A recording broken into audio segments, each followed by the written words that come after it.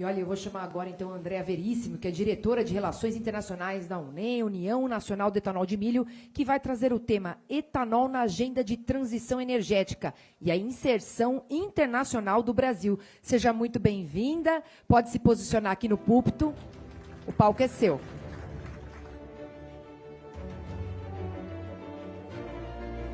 Bom dia a todos. Quero agradecer ao Canal Rural pela honra do convite, pela idealização desse evento.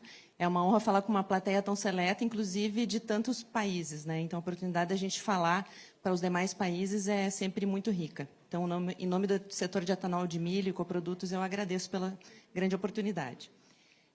Estou aqui para conversar com vocês, fazer um pouco de uma transição entre o painel de pecuária e entrando para a energia, falar de qual o papel que o etanol tem, então, nessa agenda de transição energética e como que o Brasil se insere internacionalmente nesse sentido.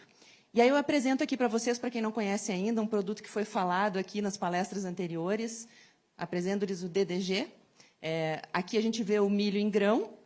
O DDG ele é produzido a partir da moagem do milho, a gente usa enzimas para quebrar e fermentar esse amido, a gente produz o etanol, né? E aí a gente seca e esse produto final ele é utilizado na alimentação de todas as espécies produtivas, de todas as espécies pecuárias. Na forma úmida, o WDG pode ser usado também para bovinos. E aí a gente tem, então, o DDG ou o DDGS, é quando a gente mantém os solúveis ou não dentro do produto, e são os grãos secos de destilaria. Ele é um produto extremamente nutritivo e a gente tem um programa de promoção de exportações junto com a Apex Brasil. Vocês estão vendo a marca dele aqui, estamos no 3º ano, e muito nos honra. E foi fruto de uma visão do setor que a gente ia ter que abrir esses mercados internacionais, inclusive para nos ajudar a equilibrar o nosso mercado interno. Então, a nossa marca Brazilian Distillers Grains mostra essa coisa tropical, essa circularidade, essa bioeconomia, né, que vai do campo e para ele retorna. A gente vai do verde até o dourado. E aí eu quero mostrar para vocês, então, fazendo o gancho com o painel anterior, mostrando o caso do Mato Grosso, como a gente teve uma intensificação sustentável da nossa produção de proteína. Aqui a gente mostra, ao longo desse período, a área de pastagens, e há uma redução bastante importante. Aqui embaixo a gente enxerga, então, em verde, quando começa a produção do DDG, DDGS. Primeiro a gente tinha uma usina Flex, né, que era uma usina de cana e começou a produzir a partir do milho junto, mas a primeira indústria full de milho foi em 2017, que passou a operar em Lucas do Rio Verde, Mato Grosso. E se a gente olha aqui no próximo ponto, a quantidade de cabeças de bovinos em Mato Grosso, né, é uma grande expansão, nos últimos poucos anos aí um certo declínio, e a gente olha agora, então, a quantidade de cabeças por hectare. E vejam como é quase uma curva exponencial e que se altera depois que a gente tem a entrada nesse jogo do DDG. Então, muito me orgulho, enquanto, né, vindo de família de produtores rurais, ver essa intensificação sustentável da nossa produção pecuária, e que se reflete também, como foi dito anteriormente, o próprio Boi China nos ajudou muito nisso, mas se a gente olhar a idade de abate aos bovinos, aqui estamos ainda no Mato Grosso também, aqui em 2005, mais ou menos a metade dos animais tinham aí mais de 3 anos ao abate, e quase a metade entre 2 e 3 anos de idade. Vejam como a gente tem um aumento cada vez maior da quantidade dos animais mais jovens sendo abatidos, menos de 24 meses, e estimando para esse ano aí em torno de 45%. E certamente o DDG contribui para isso. Então, é um produto que nos ajuda a intensificar a produção pecuária, adensar as nossas cadeias produtivas, e todo animal que fica pronto mais rápido, ele comeu menos, ele emitiu menos, ele causou menos impactos. Então, isso é sustentabilidade hoje em dia, é intensificação. E da onde vem esse DDG, então? Aqui é o nosso fluxograma, né, setorial. A gente parte de 1 tonelada de milho, usando biomassa renovável, né, a maioria dela a partir de eucalipto, e algumas empresas experimentando já com bambu, por ter um ciclo de crescimento mais rápido. Gerando essa biomassa, então, eletricidade e vapor, e a gente produzindo, então, o etanol, em torno de 450 litros, o DDG, DDGS, 212, o alho de milho, que quando a gente começou esse trabalho, a gente falava nele para nutrição animal, mas agora a gente está falando nele até para a produção de SAF, combustível sustentável de aviação. Aí é o TCO, é um outro posicionamento do produto, e aí ele é, então, um resíduo dessa produção, e, inclusive, a geração de uma energia excedente que pode voltar para a nossa rede. Então, Isso aqui resume o que eu queria mostrar para vocês. A gente tem aqui uma matéria-prima tropical, né, uma origem renovável, e a gente, numa biorefinaria, a gente faz uma conversão total desse produto. E a gente pode ir para 2 caminhos, que são concomitantes. Um não elimina o outro, a gente constrói os 2 ao mesmo tempo. A gente produz energia, o etanol de milho, um combustível limpo, renovável. Inclusive, nos Estados Unidos, eles chamam de bioetanol. Talvez a gente devesse chamar aqui no Brasil também de bioetanol. E, por outro lado, a produção de um alimento de altíssima qualidade que ajuda a adensar essas cadeias de produção animal.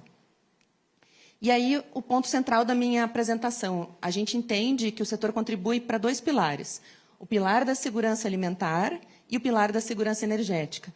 E, a partir do momento que a gente começa a exportar e quer exportar mais, esse é um dos recados que eu tenho para vocês, o setor quer exportar mais, então, obrigada pela presença dos outros países que estão aqui conosco, a gente pode contribuir para essa segurança alimentar e segurança energética dos outros países. A própria China, que é um país que tem, dentro dos seus planos quinquenais e como estratégia de país, a segurança alimentar como um ponto central, eles têm uma fome gigantesca por produtos de nutrição animal. Não é à toa que eles importam tanto farelo de soja, tanto milho, e agora DDG de nós. O mercado chinês se abriu em maio do ano passado, né, numa grande missão presidencial. O apoio da Apex foi inestimável nisso, e de toda a diplomacia, toda a nossa Itamaraty, a gente agradece.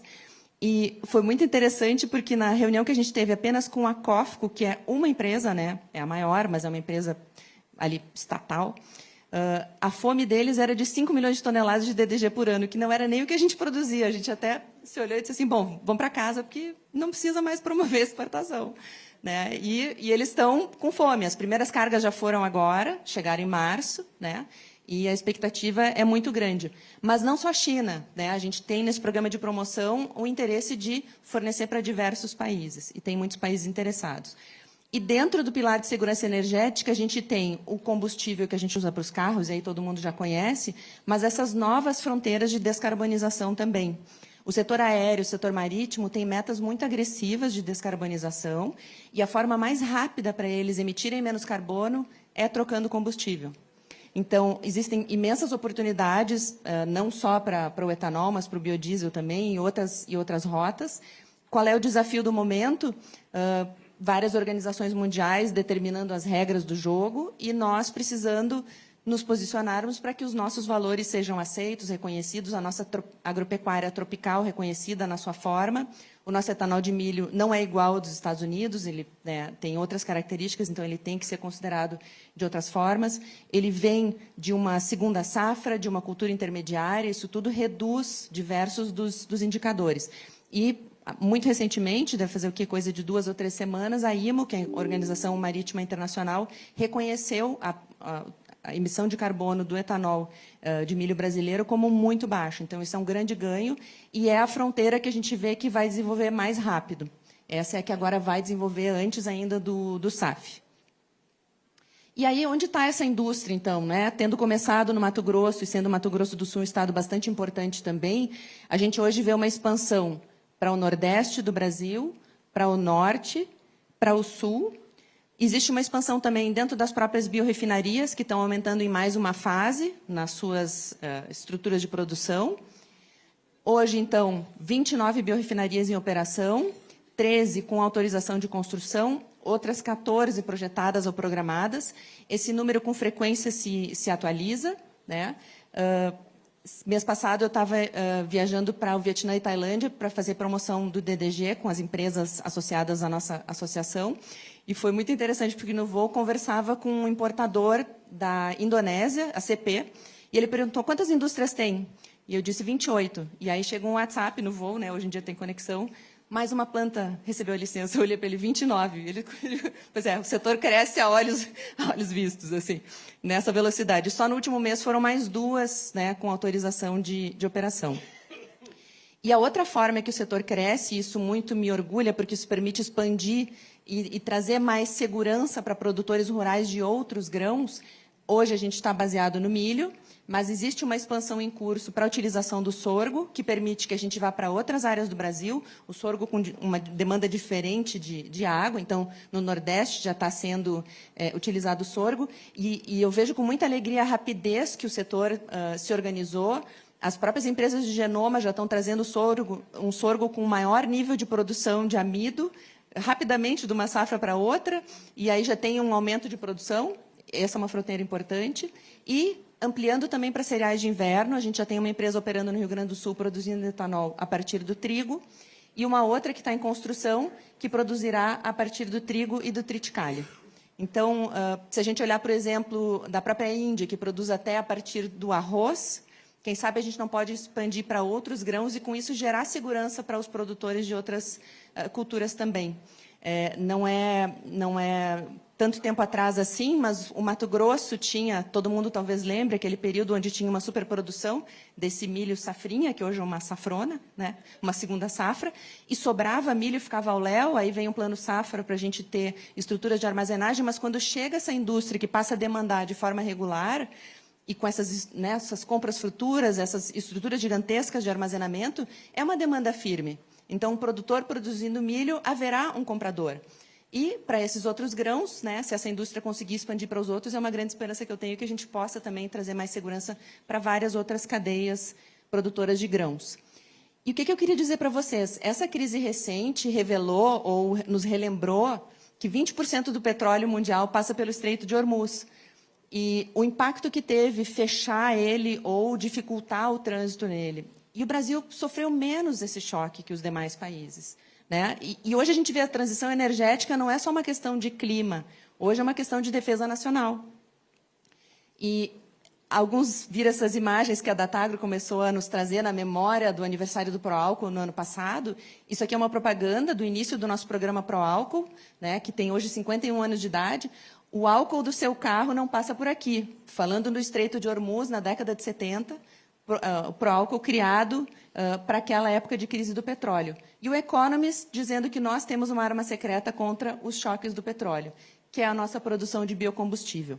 Aqui eu trouxe um resumo tanto dos aumentos de mandato que países estão implementando agora a partir dessa crise.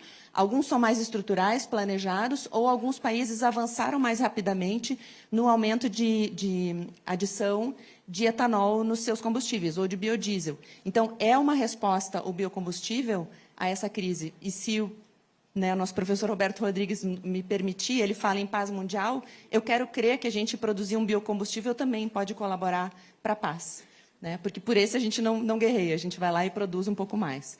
Então, a grande frota brasileira é flex. Quando vocês forem abastecer, lembrem-se que a gente tem a oportunidade do etanol, né, puramente produzido aqui no Brasil. Essas fronteiras futuras, tanto dos céus quanto dos mares, que vão trazer uma nova demanda, e é importante porque o setor projeta dobrar na próxima década. Então, a gente precisa ter demanda para tudo isso.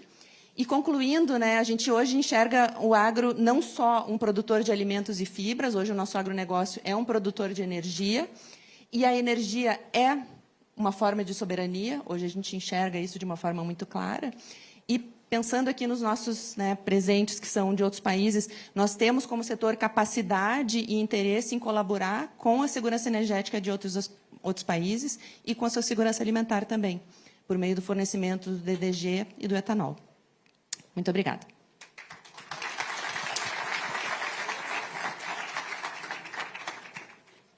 Obrigada, Andréa, aqui pela apresentação.